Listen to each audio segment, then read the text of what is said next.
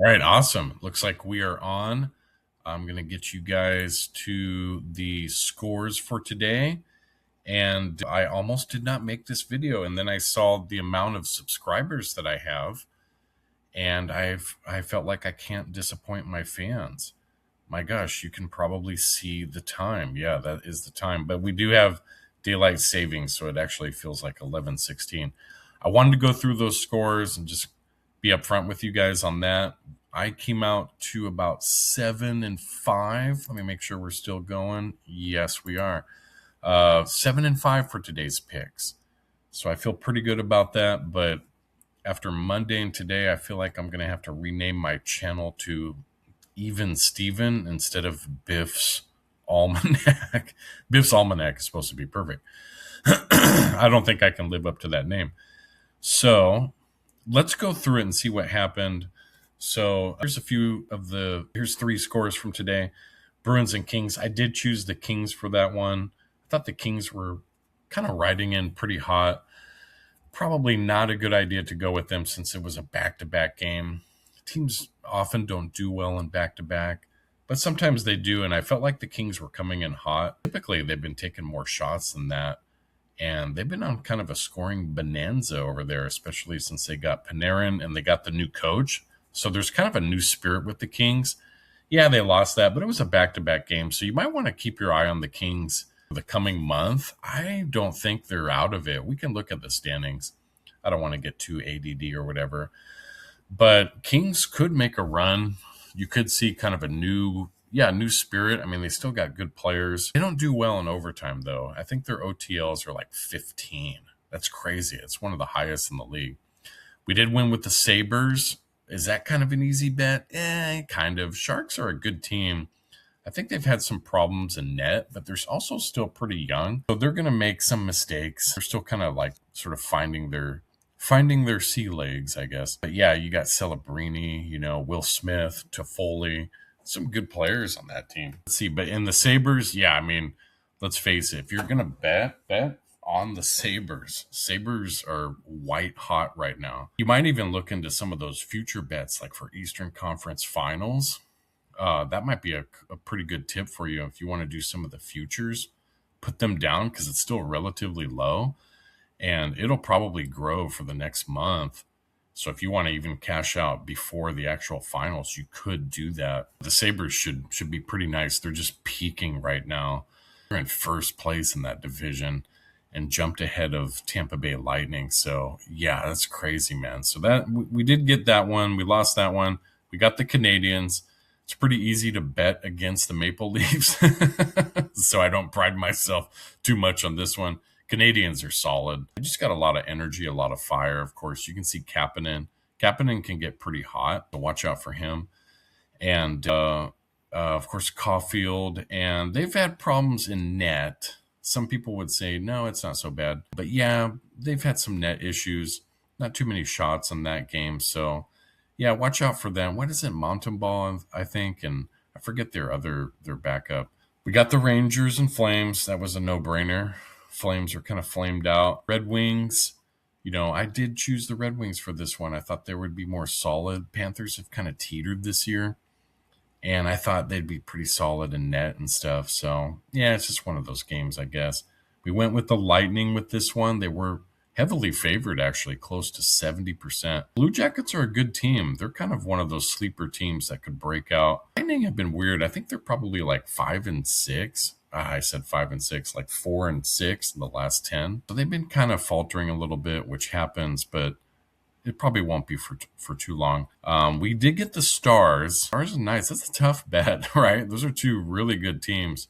Stars are just hot right now, looking really strong. I think in their last 10, they're like 9-1 or something like that. Interesting that it was only 2-1 and only 16. The Knights, of course, are the Knights, right? They're always going to be tough. We did get that one. I did choose the Blues right here. Oh man, and I was looking super awesome for like 2 periods because they were ahead 3-0 and actually almost went ahead 4-0. And that fourth goal was called back on an offside. But the Islanders were just unleashing. Look at the amount of shots. Now, if I remember the highlights, I think they had almost 20 shots before the end of the first period, which is crazy. Canes and Penguins. We did go with the Canes on that one, so hooray for me. So I was 2-1 on that little section there.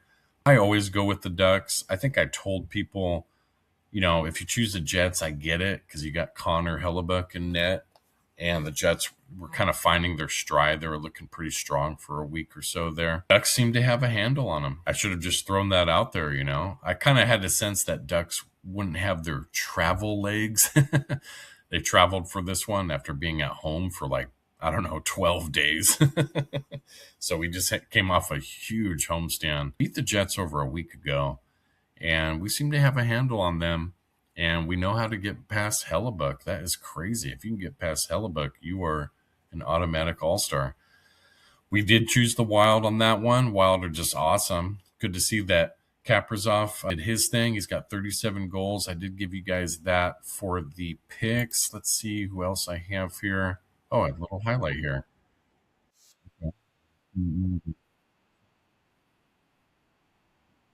Yeah, you can see how awesome he is. I'm actually sort of glad I did that. Let's see. Oh, here we go. Boldy. Oh, I did not give Boldy. Actually gave Faber, but it looks like he didn't have any box score there. We chose the Avalanche. That was crazy. The odds for that were close to 70-30. So, yeah, I'm not too shocked actually that they lost. And the odds being that wide were very strange to me. It was like 68 to like 32 or something like that. Like, really? This is the Oilers, right? And they've got some of the best players in the world. So, but the crazy anomaly about that game was probably Nate McKinnon's game misconduct. So he did accidentally run into the goalie. It was not intentional. You could tell. And he hit the Oilers goalie pretty hard. He hit him right in the head.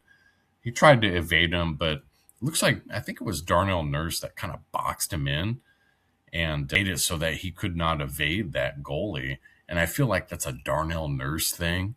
So you'll see that a lot from him where he just puts he puts his goalies in bad situations where he sort of like curves players into him and create situations where they end up crashing into the goalie.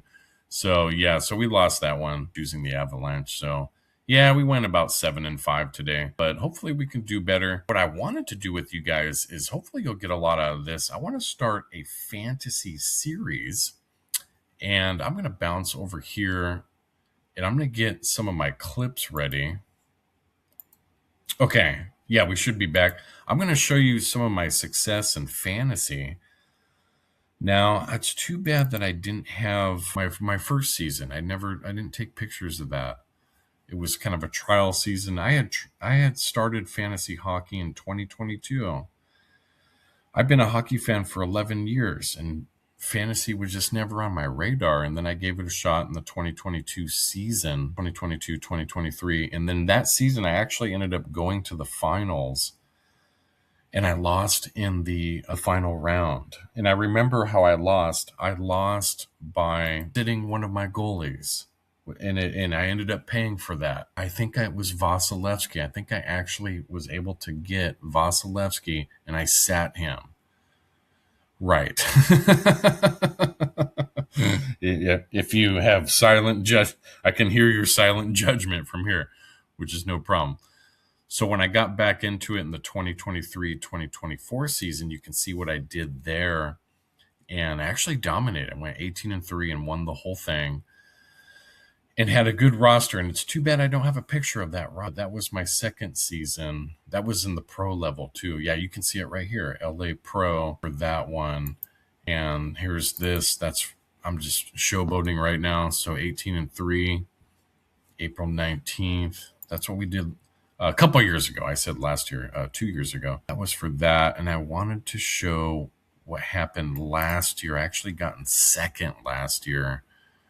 And that's crazy because I have about the same record this year, but I'm leading the division. So I've had a lot of success in fantasy. Sometimes it's hard because of injuries. I'm sure you guys understand. Why do I have fantasy football? I just wanted to brag. I guess these are bragging rights, but I did win in this season's fantasy football with the Anaheim Rammies. So there's that. I want to show the roster for that. I don't know if you guys do fantasy football. But yeah, here was the roster I had for fantasy football. It was crazy because you pick them at the beginning of the season. And I think all these guys I got at the beginning, I got Drake May, which was crazy. Who would have thought he would have went to the Super Bowl? I believe I did get Etienne Jr. I did get A-Chain because I did fantasy before. I would always get A-Chain, and he was just a fantasy dream. The guy would just nuke the point board. But between May, A-Chain, and of course Nakua, that's what won this for me. Rams defense was pretty good for the most part. Yeah, I felt like I was averaging like maybe 7 points a game or something like that, eight or nine or something like that. But yeah, these guys really knocked it out of the park for me, and we ended up doing really well, especially with Puka. I think I had one week where he had like 45 points. That was crazy. He was like, a one-man army. Let's see, is this my fantasy for this year? Yes. So this is the standings for this season where I'm at. You can see the Anaheim Mallards. I'm always choosing like a mock Ducks team or something. I've clinched the division. Do you see it there? Yeah, Y means clinch. And so I got that at 13-7. That's crazy. So you can see my division wasn't very good. And then you can see the West. Those guys are nuclear, right? And this guy right here is Satan. But like basically says it all. That guy keeps killing me. The playoffs are right around the corner. I've got to find a way to beat that guy. But yeah, I've been in first place every season. And of course, last season I did lose in that final round. And I think if it's anything, you might be like, hey, why would I take advice from you? You could probably learn what not to do when you got a guy who has first and second. And maybe I can give you some tips there. I wanted to show my roster for this first part. Okay, cool. I'm going to get you to my roster. And this year, though, I feel like was a little bit different. I was kind of experimenting with kind of a different way. And I like to have fun, and kind of invest in someone where I'm like, yeah, I wanted to see this guy break out or something. But of course, I guess the obvious is you want to get some heavy hitters. And actually, I didn't focus on that too much. So I've got Celebrini, you could see Kaprizov.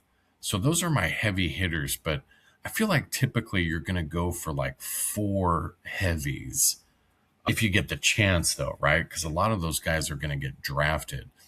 This year, I thought, let's go with 2 heavies and then go with a bunch of guys who are just kind of solid, maybe second liner type of guys, but maybe they'll break out kind of thing. So you're willing to take that kind of bet. And so you can kind of see who else I have on here. I think you pronounce that Ehlers. He's actually been pretty. I love Cutter Gauthier. Obviously, I have my bias, but I'm so fascinated with Gauthier because he's not talked about. And he's kind of that dark horse. But I remember honing in on him maybe even 2 seasons ago. I thought, man, this guy's going to do some stuff. And sure enough, he's got like 30 goals. I think he's got 32 goals right now. And he's just awesome. He's been on a hot streak like the past couple weeks. Yeah, pretty much since we got back from the Olympics. He's got great speed. He's got an excellent, like, kind of fish shot, just a real quick flip of the wrist. He can be accurate. But yeah, he's really had a nose for the net, and I just don't really hear about him. So that's awesome. And I would throw in other guys, too, that have the tendency to be overlooked. You could see Ricard Raquel, who was really solid last year. And actually, the problem with him this year was injuries. And I believe he was out for like a month. So he had a really bad injury. Was out for at least a month. So his stats aren't really showing it. But when he gets back in there, he's going to get you some points. My guy, Terashenko, yeah, he's obviously gotten older. He's had kind of an injury-riddled career. Still a very good player. And it looks like he's really stepped up with the Wild, too. You can see that I have Seneca. Again, a lot of these guys, yeah, they're just not talked about. It's almost like playing Moneyball, right? Like they're kind of these throwaways in a way.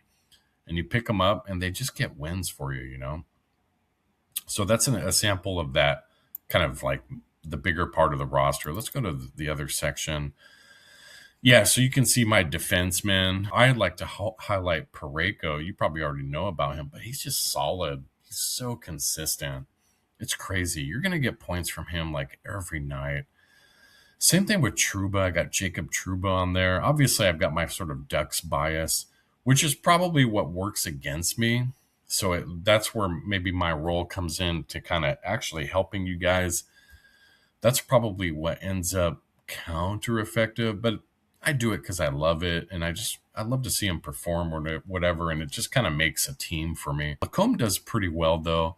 I feel like with him, like you'll either get like 4 points or you'll get like under like sub one, you know.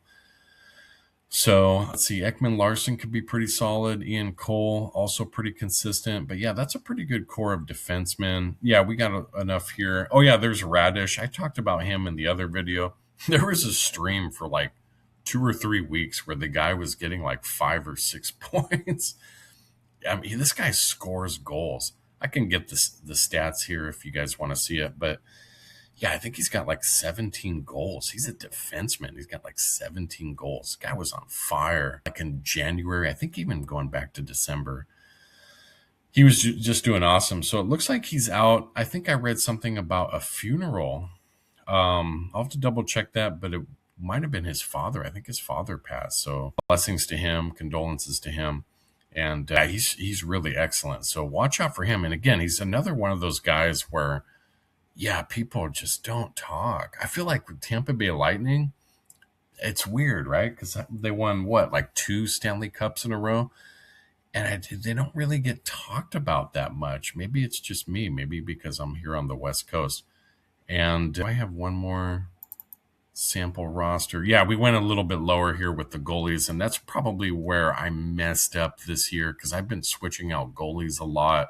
Still on top of the division, which is cool. But man, when you get into the thick of the playoffs, right? That's kind of why I wanted to do this fantasy stuff because we're heading into the playoffs really soon.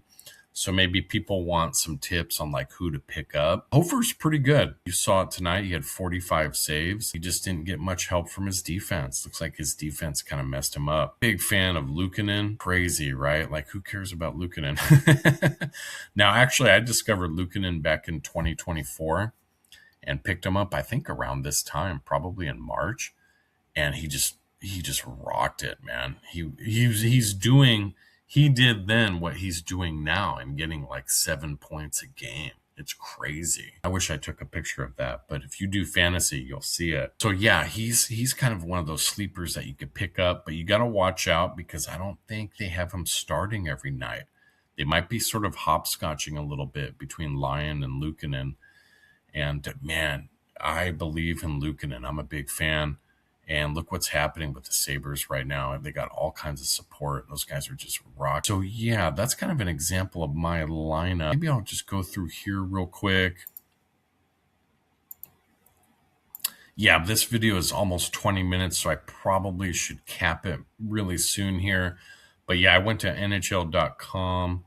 And how did I get to fantasy? I don't know. Did I type it in or whatever? But I found fantasy hockey top 200 player rankings on NHL.com. Yeah, you could probably do a search and just get there, like a Google search or something. And that gives you kind of exactly what it said, the top 200. And usually when you're going to draft, those top 10 guys are usually what we're going to key in on. It's funny, actually, I remember Jason Robertson was such a big part of my teams, and I actually skipped over him this year. Not sure why I did that. Probably not the greatest choice, but yeah, he was my guy for like 2 years there. But that's what he was, and that's why I did so well early on. I think I actually picked him up in my first season, but he was one of those guys, again, nobody talks about him. Totally look him over. Guys scoring like 30, 40 goals a season. And I feel like that's kind of the secret sauce for succeeding in especially hockey fantasy is getting past the big name brands and finding those kind of sleeper dark horse guys. Jason was one of them. He's not anymore, probably. I think he's in the limelight now because he's done so well. He was, and I'll tell you what, Sam Reinhart was. There's Sam Reinhart right now at 45. I believe he's got like 25 or 30 goals this season, still performing pretty well. And I discovered him in that first season when I started in 2023. And yeah, he sent me into the playoffs. And once again, how come people are leaving these guys? How come nobody's picking these guys up? So that happens a lot in fantasy hockey where guys will drop guys, I think because they get impatient. And yeah, you can kind of come in and sort of do a little mop up and find like a big star. So I'll go ahead and leave it with this one. I'll try and do a separate video since I want to try and do a series. I probably should do some more research on Buffalo too. But what was I going to say? Like, oh yeah, the NHL, I think what you're seeing is you're seeing a proliferation of talent. The talent pool is just getting bigger and bigger. And yeah, it's just getting more competitive. There's more guys out there who are just awesome, right? Morgan Geekie, right? Funny name, Geekie. Guy's awesome. I think he's got like 30 goals or something. Who was my other guy that I just passed up? Who was, well, there you see Radish. Yeah, Radish was a big steal. He's won games for me for sure. Oh, yeah, Dorofeev. Yeah, so Dorofeev was a little bit disappointing. I was hoping for him that he would just break out. He'd be one of those guys that were, again, overlooked, but would just score goals left and right. He kind of did that in the early part of the season and then really slowed down. And he doesn't get many assists. So you can kind of see it here. He's at 62, which, that's not bad. But he's like a pretty good pickup if you're thinking of like a third liner on your team. He's someone who can score, but he's not too consistent. And yeah, I don't know. He'll get you 3 or 4 points, like maybe once a week or maybe every like 8 days or something like that. But he's just not much of an assist guy. But for that, let me go ahead and end it there, and we'll continue this in part 2. I thank you guys very much. I appreciate you all.